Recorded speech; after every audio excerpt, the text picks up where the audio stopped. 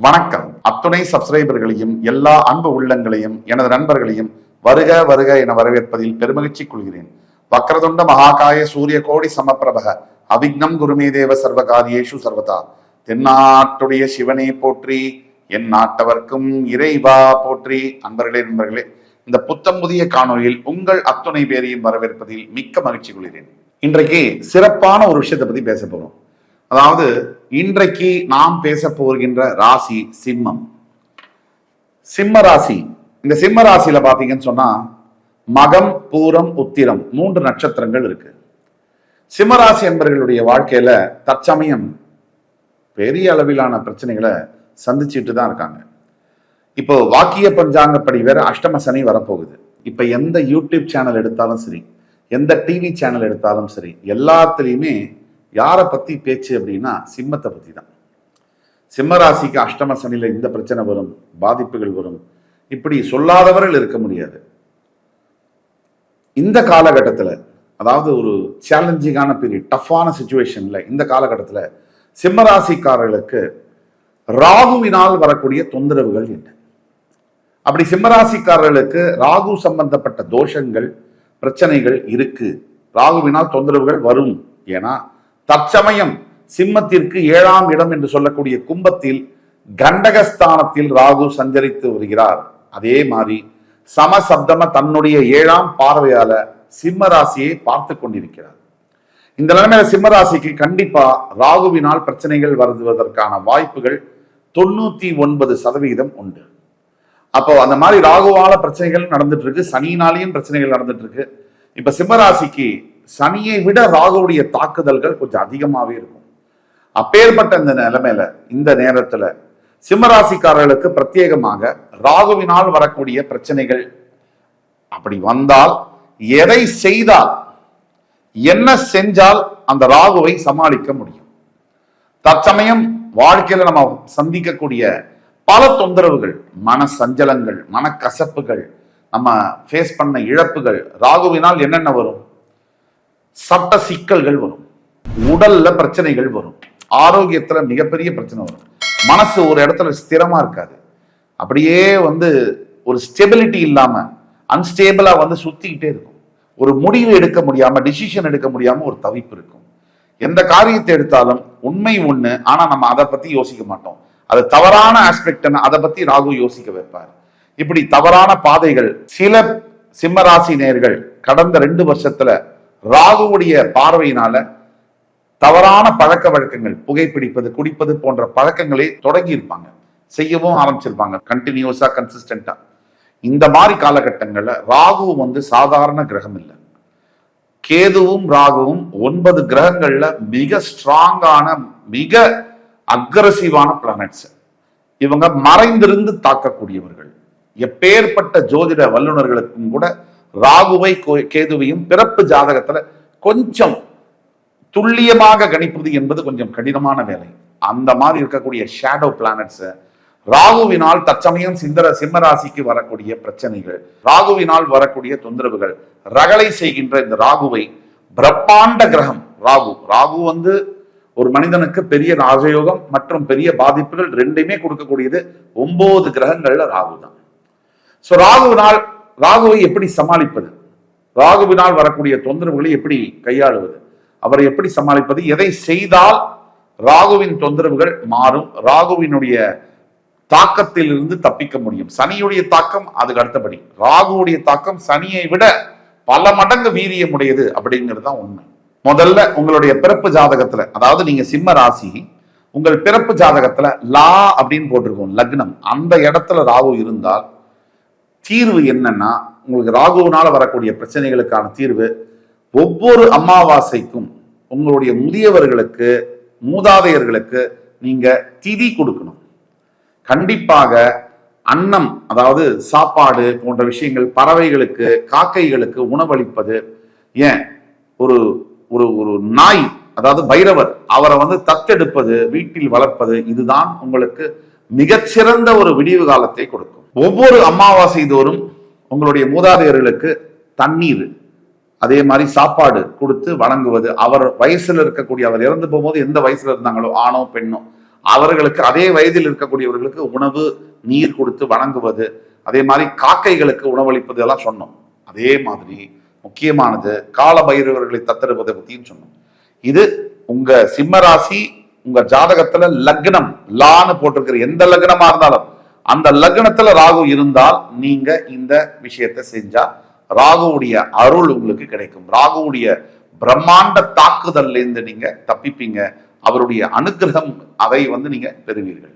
அதே மாதிரி உங்களுடைய பிறப்பு ஜாதகத்துல சிம்மராசினியர்களுக்கு லக்னம் லான் இருக்கு இல்லையா, அதோட 2ஆம் இடத்தில் ராகு இருந்தால் நிறைய குடை தானம் செய்ய வேண்டும். டொனேட் அம்பர்லாஸ், நிறைய குடைகளை நீங்கள் ஏழைகளுக்கும் அந்தணர்களுக்கும் தானம் செய்ய வேண்டும். அப்படி செய்யும் பொழுது நிறைய வகையான விஷயங்கள் உங்களுக்கு நன்மையில சேரும். உங்க லக்னத்தோட 3ஆம் இடத்தில் ராகு இருந்தால் நீட்டா கிளீனா ஆடை அணிவதும் காலணிகள் ஷூஸ் எல்லாம் நீட்டா போட்டுக்கிறதும் இந்த மாதிரி இருந்தால் உங்களுடைய ராகுவுடைய தாக்குதல் முற்றிலுமாக அகலும். அதே மாதிரி சிம்மராசினியர்களுக்கு தற்சமயம் கண்டகஸ்தானத்தில் இருக்கக்கூடிய ராகுவினுடைய தாக்கம் என்பது சந்திரன் எங்க இருக்கோ அதான் ராசி. சந்திரன் இஸ் ஈக்குவல் டு மைண்ட். அந்த மைண்டை ராகு பார்க்கும் போது மேனிப்புலேட் பண்ணுவார். அந்த மைண்ட்ல சஞ்சலத்தை ஏற்படுத்துவார். இப்போ உங்க பிறப்பு ஜாதகத்துல லக்னத்தோட 4ஆம் இடத்துல ராகு இருக்கார் அப்படின்னா நீங்க இனிப்புகளை பைரவர் கோவிலுக்கு சென்று தானம் செய்ய வேண்டும். இனிப்புகளை பைரவ திருக்கோவில்கள் எங்க இருக்கோ அங்க போய் தானம் செய்ய செய்ய ராகுவினுடைய தாக்கம் அக்ரஷன் கம்மியாகும். அதே மாதிரி உங்களுடைய பிறப்பு ஜாதகத்துல உங்கள் லக்னத்திலிருந்து 5ஆம் இடத்தில் ராகு இருக்கிறாரே ஆனால் ஒரு நாயை நீங்கள் தத்தெடுக்க வேண்டும். பைரவரை கால பைரவரை தத்தெடுக்க வேண்டும். அப்படி தத்தெடுத்து அந்த நாயை சரியா பார்த்துக்கிட்டு அந்த பெட் டாக அந்த கால பைரவரை சரியா பார்த்துக்கிட்டு அவரை அவருக்கு உணவு கொடுக்கறது நீர் கொடுக்கறது இதெல்லாம் பண்ணீங்கன்னா உங்கள் வாழ்க்கை முற்றிலுமாக மாறும்.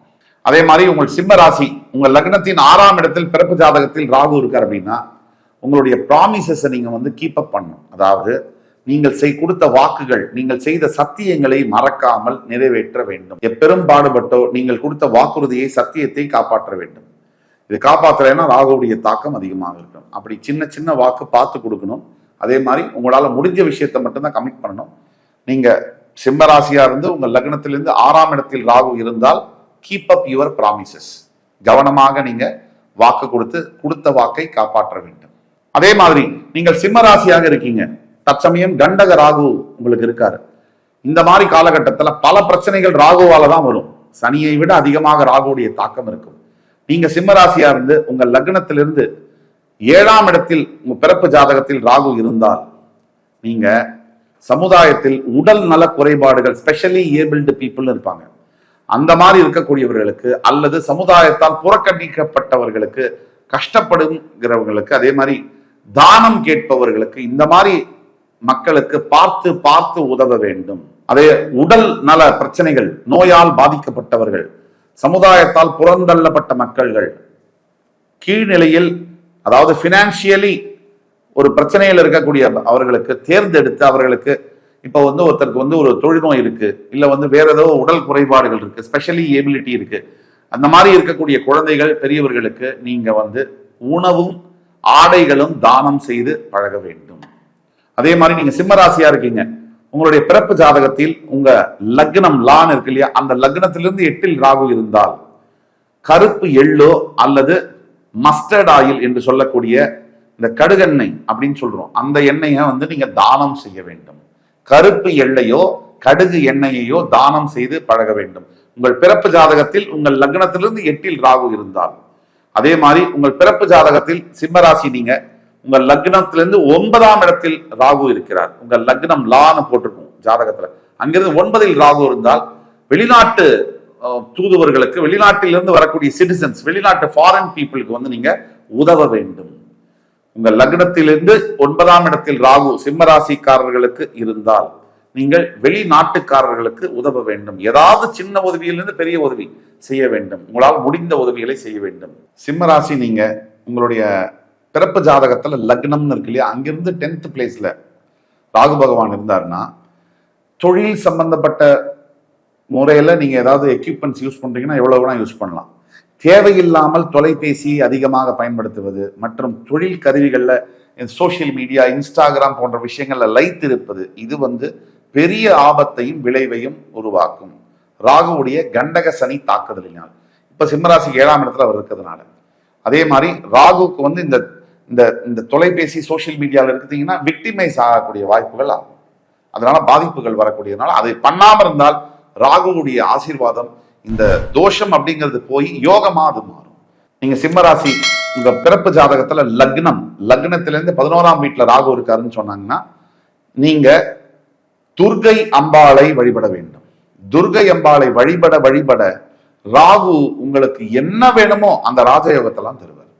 ராகு தருகின்ற ராஜயோகம் என்பது நீங்க வந்து ஒரு சிவாஜிராவ் கைக்வாடை வந்து சூப்பர் ஸ்டார் ஆக்கினது வந்து ராகு கொடுத்த ராஜயோகம். அந்த அளவிற்கு அவருடைய உழைப்பு என்னதான் இருந்தாலும் எல்லாரும் தான் உழைக்கிறாங்க. எந்த மாநிலத்துல வெள்ளையா எல்லா விதமான திறமையும் இருக்கக்கூடிய கமலஹாசன் மாதிரி ஒரு கலை பொக்கிஷம் இருக்கக்கூடிய மாநிலத்துல ஒருத்தர் கருப்பா பெரிய அளவுக்கு நடிப்பெல்லாம் இல்லாம கூட 45-50 வருஷமா நம்பர் 1 ஸ்பாட்ல இருக்காருன்னு சொன்னா இது கிரகத்துடைய அனுகிரகம் இல்லாம, கிரகத்துடைய தாக்கம் இல்லாம, பாதிப்பு இல்லாம வேற என்னவா இருக்க முடியும்? அந்த அளவிற்கான ராஜயோகத்தை கிரகங்கள், இறைவன் நமக்கு தர முடியும்.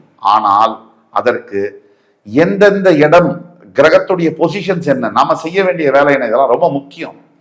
இப்போ சிம்மராசி லக்னத்தோட 11ஆம் வீட்டுல ராகு இருக்காருன்னு சொன்னா துர்கை அம்பாளை வழிபட்டால் ராகுவுடைய பரிபூர்ண ஆசீர்வாதம் கிடைக்கும். நீங்க வந்து சிம்மராசி உங்க லக்னத்துல அதே 12ஆம் வீடு என்று சொல்லக்கூடிய இடத்துல ராகு பகவான் இருக்காருன்னு சொன்னா சானிட்டரி ஒர்க்கர்ஸ், அதாவது துப்புரவு தொழிலாளர்களுக்கு உங்களால் முடிந்த உதவிகளை செய்ய வேண்டும். அவங்களுக்கு ஏதாவது டொனேஷன் மாதிரி கொடுக்கலாம். அவங்களுக்கு என்னென்ன வாழ்க்கையில பிரச்சனை எப்படி சப்போர்ட் பண்ண முடியுமோ, கல்விக்காக, சாப்பாட்டுக்காக, ஆடைகளுக்காக, வேற ஏதாவது உதவி எது முடியுமோ, ஆரோக்கியம் சம்பந்தப்பட்ட பிரச்சனைகளுக்காக எந்த விஷயத்துல பணம் கொடுத்தோ அல்லது உடம்பாலேயோ மனசாலேயோ ஹெல்ப் பண்ண முடியுமோ ஹெல்ப் பண்ணீங்கன்னா உங்களுக்கு பெரிய அளவிலான ராகுவுடைய ஆசீர்வாதம், ராஜயோகம் என்பது கிடைக்கும். ஆக சிம்மராசி நேயர்களுக்கு உங்களுடைய தற்சமயம் ராசிக்கு 7ஆம் இடத்தில் கும்பராசியில் ராகு சஞ்சரித்து வருகிறார். உங்கள் ராசியை சமசப்தம நேரடி பார்வையாக பார்த்து கொண்டு வருகிறார். இது பெரிய தாக்கத்தை விளைவிக்கும். அப்படிங்கிறதுனாலையும் இந்த தாக்கத்திலிருந்து வெளிவருவதற்கு ராகுவுக்கு எந்தெந்த மாதிரி விஷயங்கள் நாம் செய்தால் ராகுவை வெல்ல முடியும், ராஜயோகங்களை பெற முடியும், தோஷங்கள் யோகமாக மாறும் என்பதற்கான உங்க பிறப்பு ஜாதகத்துல சிம்ம ராசி, ஆனா உங்க லக்னத்திலேருந்து ஆரம்பிச்சு 12 வீடுகளில் ராகு இருந்தால் தற்சமயம் நீங்க எதை செய்தால் அந்த ராகு தோஷம் என்பது யோகமாக மாறும் என்பதை பற்றி எல்லாம் விரிவா பார்த்தோம்.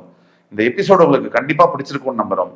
தவிர தியானம் என்பது ராகுக்கு ரொம்ப பிடிக்கும். நீங்க தியானம் செய்ய செய்ய உங்களுக்கு ராகு வந்து கிட்டத்தட்ட நீங்க சொல்ற மாதிரி எல்லாம் செய்ய ஆரம்பிச்சிருவாரு. அதனால தியானம் பயிற்சி என்பது அவசியம் தேவை சிம்மராசிக்கு. அடுத்து வரும் காணொலியில் மறுபடியும் உங்கள் எல்லோரையும் சந்திக்கும் வரை உங்களிடமிருந்து விடைபெறுவது உங்கள் சுபாஷ் பாலகிருஷ்ணன். நன்றி, வணக்கம், வாழ்க வளமுடன்.